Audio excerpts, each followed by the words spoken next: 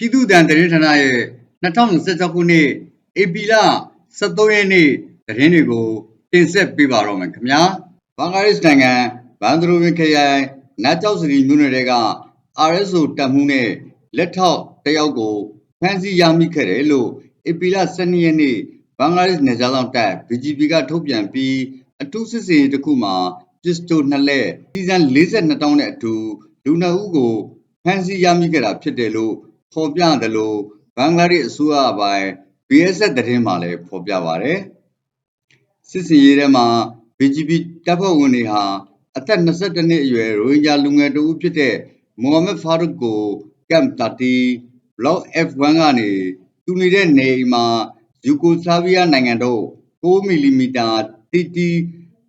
ကာလီဘာပစ္စတိုတစ်လက်နဲ့အတူအခြားပစ္စတိုတစ်လက်စီဇန်42တောင်းကိုဖမ်းဆီးရမိခဲ့တယ်လို့ဆက်လက်ဖော်ပြပါတယ်ဘင်္ဂလားဒေ့ရှ်နိုင်ငံက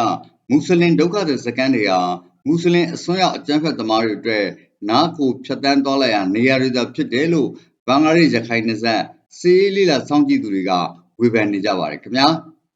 ပြည်သူ့တန်သတင်းဌာနကိုကြည့်ရှုအားပေးကြတဲ့မြန်မာပြည်သူပြည်သားအားလုံးဘေးပရာဝေးကွာပြီးကိုယ်စိတ်နှပြ